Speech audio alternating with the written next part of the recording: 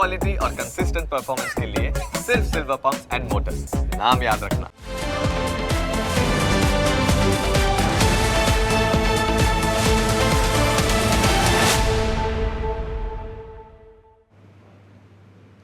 તમને સ્પર્શતા તમામ સમાચારોની છે અમને ફિકર, અને એટલે જ હું આપના માટે લઈને આવ્યો છું પ્રાઇમ 9 વિથ જીગર. પ્રાઇમ 9માં આજે વાત કરીશું ડાકોર મંદિરના વિવાદની.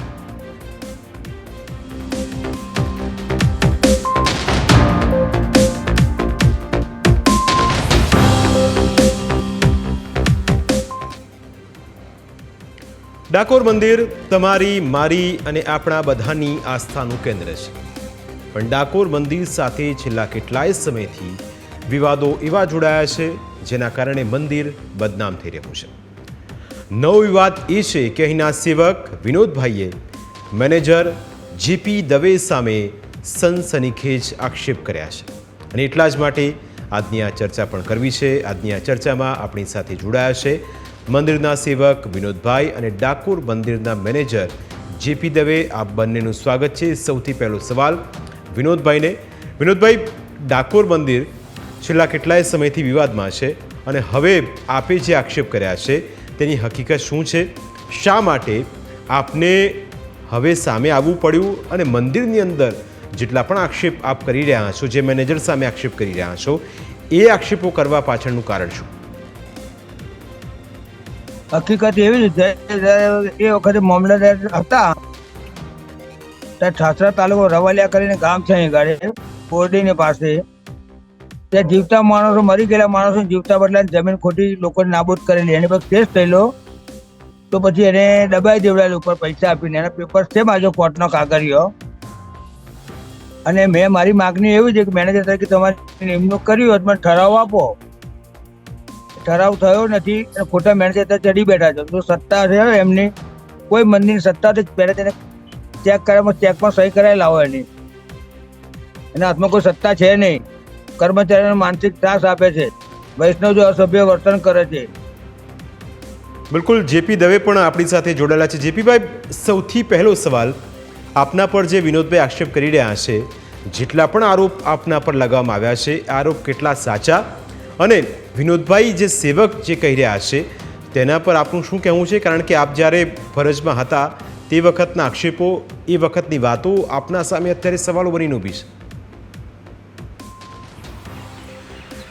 વાત રહી જે ભાઈએ આક્ષેપ કર્યા છે, એમનું નામ વિક્રમભાઈ સેવક છે, અને એ અરજી હજુ મેં વાંચી નથી પૂરતી. હું આજે પ્રવાસમાં છું બહાર મંદિરના કામે. અમને આક્ષેપ કરવાની આ જૂની ટેવ અને પરંપરા છે.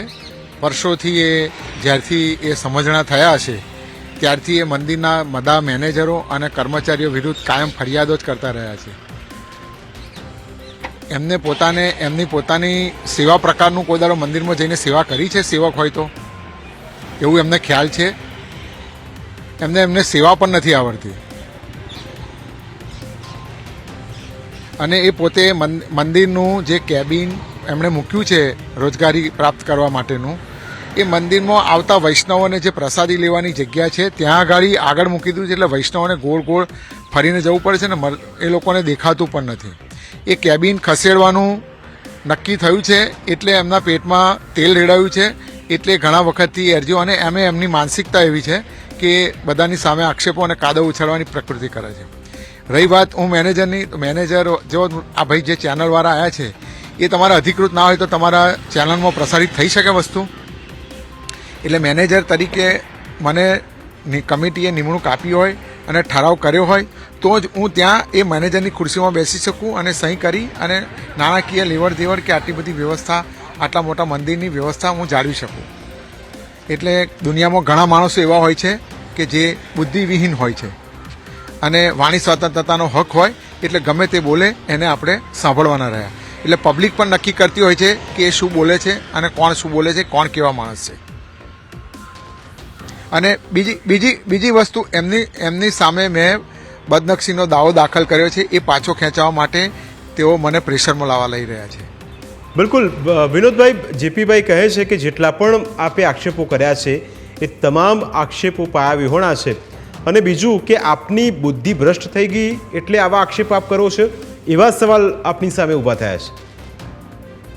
તમારો સ્થાન દારૂ પીને ધમાલ કરે, તમારી બુદ્ધિ ભ્રષ્ટ થઈ ગઈ છે, મારી નહીં. અને ડાકોરની જાત્રાળુ આવનાર જાત્રાળુ તમે કોઈ 50,000 સહી ડીએલનો વહીવટ સારો હોય તો. હજુ મારી પાસે 30 ગામોના સરપંચો આવે છે, પછી મંગળા ક્લબ વાળા આવે છે, શણગાર વાળા આવે છે, 25-30 હજાર માણસ આવશે મારી પાસે. સાચું વાત મેં રજૂ કરે મારા આગળ, એ સાચા જ મેં ઠરાવ કેમ ના આપ્યો? જેપીભાઈ, આપ સાંભળતા હશો વિનોદભાઈને, એ પોતાના સ્ટેન્ડ પર ક્લિયર છે. પણ હમણાં જેપીભાઈ, એક ગાયોના દાનનો વિવાદ પણ ખૂબ ચર્ચામાં હતો. જ્યારે ઉત્તરાયણ હતી ત્યારે એક સવાલ ઊભો થયો કે જે પરંપરા હતી આ વખતે કેમ તૂટી? એ સવાલ પર આપનું શું કહેવું છે? મંદિરમાં સ્કીમની જોગવાઈઓ મુજબ જ કામ થાય છે અને કમિટી પણ મંદિરની સ્કીમને ધ્યાને લઈને એ પ્રમાણે જ કામ કરતી હોય છે અને કમિટીની સૂચના અને કમિટીના નિર્ણયો મુજબ જ મેનેજર અને કર્મચારીઓ વર્તતા હોય છે. રહી વાત ગાયોની બાબત છે અને ગાયોની દાન કરવાની જે પ્રથા હતી એ ચાલુ વર્ષે ગાયોના જે જૂના ઇતિહાસ અમને મળ્યા છે, ડેટા એના મળ્યા છે અને જાણવા મળ્યું છે. અને મારી નજરે હું 2019થી હું મેનેજર તરીકે હતો, વચ્ચે હું નહોતો જતો એટલે મેં છોડી દીધું હતું. ત્યાર પછી ફરીથી નિમણૂક પામ્યો છું અને એ મારા કાર્યકાળ દરમિયાન મેં પણ જાતે જોયું છે અને ટ્રસ્ટીશ્રીઓ જે સેવક ટ્રસ્ટી છે, બીજા જે સ્થાનિક ટ્રસ્ટી છે, બધાનું જોયેલું છે અને બધા જાણે છે કે ગાયો જ્યારે અહીંથી દાનમાં આપવા આવતી હોય છે અને ગાયો ફક્ત અને ફક્ત બ્રાહ્મણ જાતિના ભાઈઓને જ આપવામાં આવતી હતી. અને ગાય હવે બ્રાહ્મણ જાતિના ભાઈઓ હવે અત્યારે કોઈ ખેતી કે ઘેર પશુપાલન કરતા નથી એટલે ગાય બીજાને આપી દેતા હોય છે એવું જાણવા મળ્યું છે. બીજું કે ગાય જ્યારે અહીંથી મોકલવામાં આવે ત્યારે એના ટેમ્પામાં ચડાવવા માટે એને મારી જોડીને બેરે ધક્કા મારીને હોકારોથી ખેંચીને બહુ દયાનીય સ્થિતિ થઈ જાય છે. એટલે ગાય માતાને જો આપણે માતા માનીએ છીએ તો આવી દયાનીય સ્થિતિ એને મારી જોડીને એને મોકલાય નહીં. એ વાત રહી એટલે કમિટીએ એવો નિર્ણય કર્યો કે ગાય આપવાનું પ્રથા ચાલુ વર્ષથી બંધ કરવી, ગાયોની પૂજન કરવું, ગાયોને કંસાર ખવડાવો, ગાયોને પૂજન કરવું ને એનું લાલન પાલન સારી રીતે મંદિરમાં થઈ રહી છે.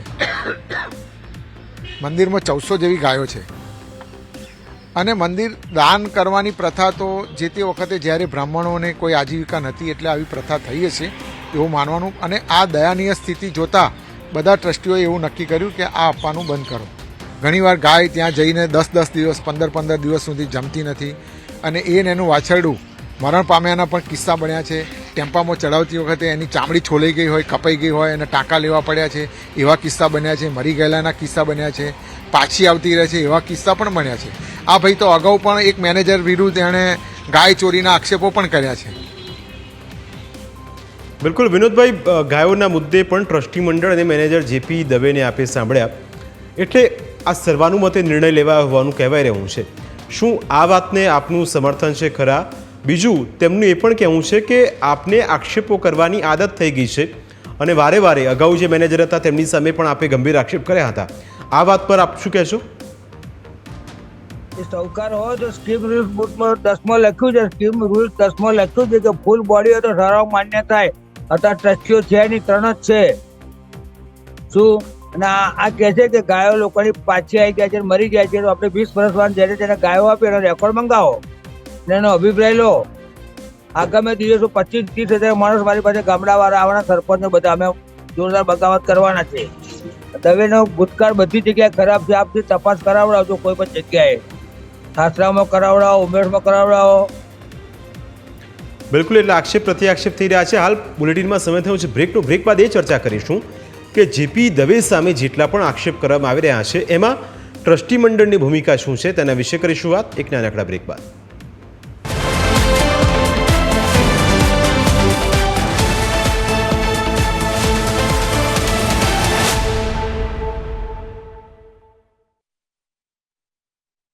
મંદિર છે જે આસ્થાનું કેન્દ્ર છે એ આસ્થાના કેન્દ્રમાં અત્યારે વિવાદો તેની સાથે જોડાયેલા છે અને ચર્ચા એટલા માટે જ કરી રહ્યા છે.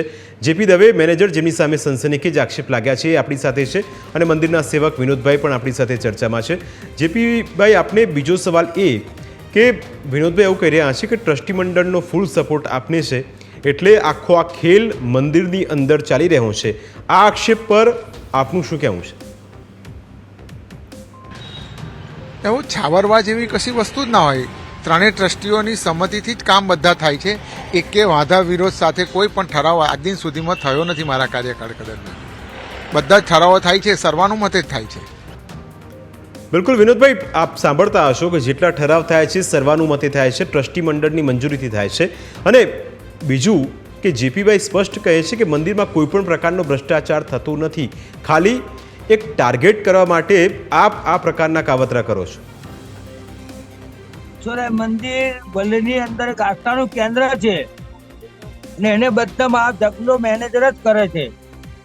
બીજું કોઈ કરતું તમે કરો 50,000 ની સહી લઈને આપો એનો અભિપ્રાય નિકાલે તો છતાં મેનેજર સીટ પર ચોંટી રહ્યો છે. ઠરાવ મેં માગ્યો મારે ડિસ્ટ્રિક્ટ કોર્ટમાં મૂકવું પણ ઠરાવ માગે ઠરાવ નકલ આવતો નથી.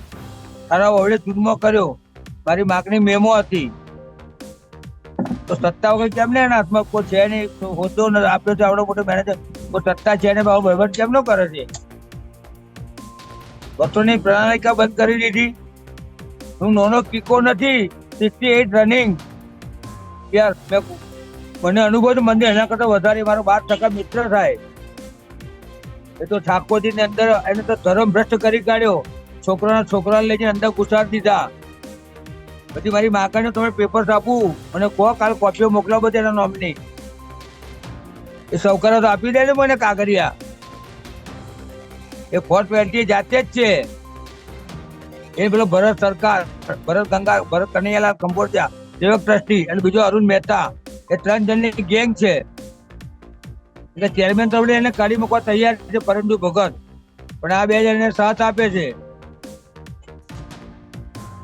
એને તો બે શરમ ને ગામમાં ફરવું ના જવું, ડૂબી મરી જવું છે ગોમતી પડીને. અત્યારે આબરૂ જાય છે, ઘરમાં બારમાં બધે જ હોય. એનો છોકરો દારૂ પીને વૈષ્ણવ પર હુમલા કરેલા એ પણ છે. જેપીભાઈ, આપને નથી લાગતું કે જેટલા પણ આક્ષેપ આપના પર થઈ રહ્યા છે એ ન ફક્ત આપની સામે પણ મંદિર સામે પણ થઈ રહ્યા છે? કારણ કે આમાં ટ્રસ્ટી મંડળમાં સાથે જોડાયેલા લોકોના નામ પણ વિનોદભાઈ લઈ રહ્યા છે. મંદિરને ઉજાગર કરવાનું કામ નથી કરતા, મંદિરને બદનામ કરવાનું કામ કરે છે. અને ખોટા આજ દિન સુધી એ જ્યારથી આક્ષેપો કરતા આવ્યા છે છેલ્લા 30-35 વર્ષથી, તો એમનો એકે આક્ષેપ પુરવાર થયો નથી ક્યારેય. એટલે એ કાદવ ઉછાળવામાં અને પોતાની મનસા પૂરી કરવામાં અને સામાન્ય બીકમાં રાખવાના, અને આ એમની પ્રવૃત્તિ અને પ્રકૃતિ છે. બિલકુલ વિનોદભાઈ, જેપીભાઈ જે કહી રહ્યા છે એ વાતમાં તથ્ય કેટલું છે? બીજું કે સતત એ કહી રહ્યા છે કે આપ ફક્ત મંદિરને બદનામ કરો છો, એના સિવાય બીજું કોઈ આપનું કામ નથી, અને જેના કારણે મંદિરની છબી પણ ખરડાઈ રહી છે. બાગ ને મારે ભાગને પડી રહ્યું તો ફકીર જેવો સાધુ જેવો જીવન જીવતું શું, પણ એને મુફલીસ વેળા કર્યા ને એટલે મને કાર ચડ્યો. મારો 12% જોડે બનતા હતા.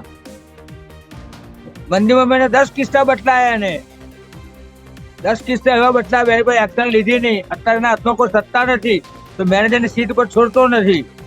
આપણો ભરત કનૈયાલાલ કંબોડિયા છે, એ 24% એને અસ્થમાનો રોગ છે અને રોજ બરોડા અમદાવાદ ગાડીઓ લે જાય, એના પર્સનલ કામમાં ગાડીઓ વાપરે છે. એ બી મેં રજૂઆત આ કશું કરતા છે નહીં.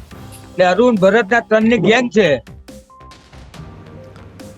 જેપીભાઈ, જેટલા પણ આક્ષેપ થઈ રહ્યા છે સીધા આપના પર જ ટાર્ગેટ કરી રહ્યા છે. હકીકત એ સમજવી છે કે આપના પર જેટલા પણ સવાલ ઊભા થયા છે એ સવાલ ખૂબ જ ગંભીર છે. શું આનો આપ કઈ રીતે જવાબ આપશો? બીજું કે ટ્રસ્ટી મંડળ સામે પણ સવાલો છે, એટલે આનાથી એક જે ટ્રસ્ટી મંડળ સાથે જોડાયેલા લોકો, આપ એ તમામ લોકો સવાલોના ઘેરામાં આવી જાવ છો. એ તો એમનો વિષય છે, એ એમની પોતાની મનસા છે અને પોતાની વિચારધારા છે. આની પાછળ ઘણા કર્મચારીઓની બદલી થઈ હોય, અગાઉ જે કામ ના કરતા હોય, કામચોરી કરતા હોય, લખતા વાંચતા નથી આવડતું. મીડિયા સાથે સંકળાયેલા એક કર્મચારી અમારા એવા છે કે જેને એક ફકરો લખતા પણ નથી આવડતો. એવા માણસો કાયમ થઈ ગયા છે. 30-35 હજાર પગાર લે અને પછી એક પાછા અહીં મંદિરમાં હોય એટલે ત્યાં આગળ યજમાનવૃત્તિ કરતા હોય, એટલે એવા બધાની બદલીઓ થઈ હોય. બદલીઓ થાય એટલે બધાને પણ દુખતું હોય. મારું આગળનું કોઈ સ્ટેન્ડર્ડ ના હોય. મને તો રણછોડરાયજીની સેવા કરવા, હું નિવૃત્ત થયા પછી વિનામૂલ્યે સેવાઓ આપી રહ્યો છું, એટલે મારે કોઈ સ્ટેન્ડ લેવાનું નથી. જ્યાં સુધી રણછોડજીની ઈચ્છા હશે ત્યાં સુધી હું એની સેવા કરીશ, અને જ્યારે રણછોડજી ના કહેશે ત્યારે હું એ સેવા બંધ કરી દઈશ. મારી જોડે બીજા બધા ઘણા પ્રકલ્પો છે. હવે મારે નિવૃત્તિ જીવન ગાળવાનું છે.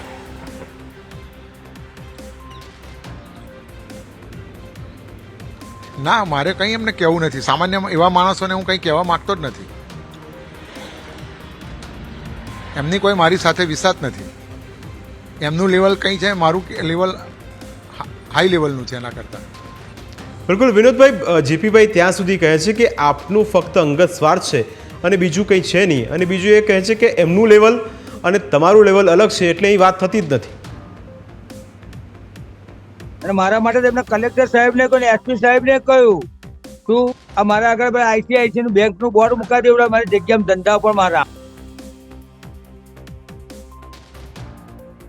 એ તો એ મરી ગયો છે, એટલા બધા ખોટા ખોટા આક્ષેપો કરે છે. અને આ તમારે જો 27-28 તારીખે જોઈ લેજો આંદોલન કેવું થાય છે. જેપીભાઈ, તમારી વિરુદ્ધ સરકાર અને દેવસ્થાન જે ટ્રસ્ટ છે દેવસ્થાન, ત્યાં એક તો અરજી કરવામાં આવી છે, અને આપે જે માનહાનિનો દાવો કર્યો છે એ વાત કેટલી સાચી?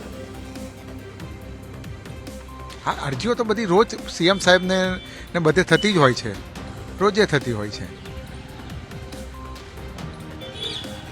એ કમિટીમાં એ નિમણૂક થઈને આવે ટ્રસ્ટી તરીકે કે ચેરમેન તરીકે, અને પછી કોઈ નિર્ણય મેનેજરને દૂર કરવાનો કે રાખવાનો કરી શકે. બાકી અત્યારની કમિટી છે એ નિર્ણય એમને ચાલુ કમિટીએ કરવાનો છે. હાજી, હા, મેં માનહાનિનો દાવો કર્યો છે ને. હવે એ એને લીધે થોડા રઘવાયા બન્યા છે, અને એમનું કેબિન ખસવાનું છે. રોજે 5,000 રૂપિયા કમાઈને જાય છે એટલીસ્ટ એવાય ત્યાં આગળ કેબિન પરથી. મફતની સરકારી જગ્યા વાપરે છે, દબાણ કર્યું છે, એટલે આ બીજા લોકોને ગેરમાર્ગે દોરવાના પ્રયાસો કરે છે.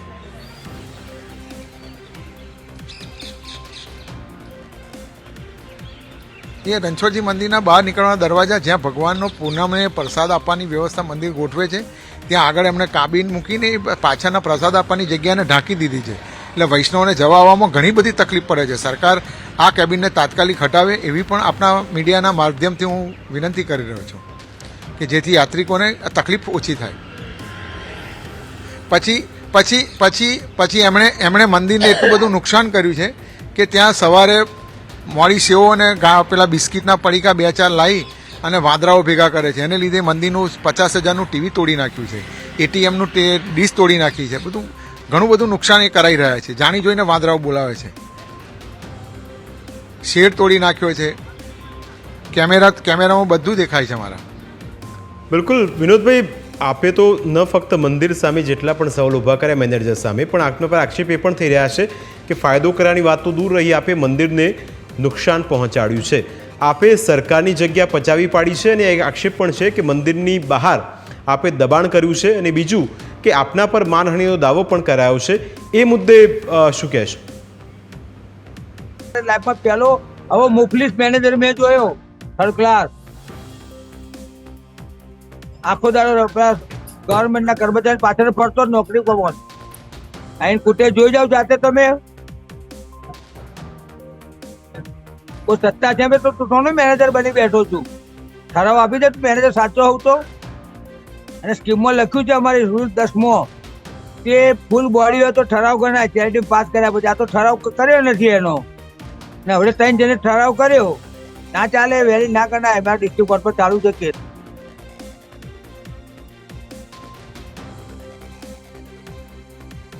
હવે મુફલીસ મેનેજરો નિયમિત તો મંદિરને બદનામ કરે છે. એને તો પાણી ભરી ચૂલ્લી ગમતી ભૂસકો મારી પથ્થર બધું ડૂબી મરવું જોઈએ. આટલું બધું દિન દાડે પેપરો એનું આવે છે. હવે એના છોકરા દારૂ પીને વૈષ્ણવ મારેલો, બોલો. ના સરકારી જમીન એના પિતાશ્રી નો હોય. શું એ રોજ કલેક્ટર આપણે ગયા રવિવારે ડાકોર પીઆઈ ને કહેતો હતો કે સાહેબ આ ઉઠાવડાવો. બિલકુલ, એ આક્ષેપ પ્રત્યાક્ષેપ અત્યારે થઈ રહ્યા છે. જેપીભાઈ, જો આપને એવું લાગે છે કે આવું ને આવું રહ્યું તો મંદિર સાથે જોડાયેલા લોકોની લાગણીનું શું, તેમના ભરોસાનું શું? કારણ કે લોકો આસ્થા સાથે ડાકોર મંદિરમાં દર્શન કરવા આવે છે, અને એ જ મંદિરમાં જો આ પ્રકારના વિવાદો થતા હોય તો ચોક્કસ જેટલા ભક્તો આવે છે, જે સંપ્રદાય સાથે જોડાયેલા લોકો આવે છે, એમને પણ ઠેસ પહોંચે. ના, વૈષ્ણવો બધા જાણતા જ હોય છે કે આ બધા આક્ષેપો પાયા વિહોણા હોય છે, અને કોઈ પોતાની મનસા પૂરી કરવા માટે આવા આક્ષેપો કરતા હોય છે. વૈષ્ણવો ખૂબ શાંતિથી દર્શન કરે છે, રાજા રણછોડના આશીર્વાદ તેમની પર ઉતરે છે અને પોતાની મનોકામનાઓ પૂર્ણ થતી હોય છે અને શ્રદ્ધાથી અને ભાવથી આવતા હોય છે. વૈષ્ણવોના એક એક રૂપિયો જે શ્રદ્ધાથી મૂકવામાં આવે છે એનો સારો અને સદુપયોગ થાય એ જ મારી નેમ અને મારી મતિ છે. તો આ બંને અમારી સાથે ચર્ચામાં જોડે આપનો ખૂબ ખૂબ આભાર. તો મારી વિશેષ રજૂઆતમાં સમય થયો છે વધુ એક બ્રેકનું. બ્રેક બાદ જોઈશું વિકસતું ભારત.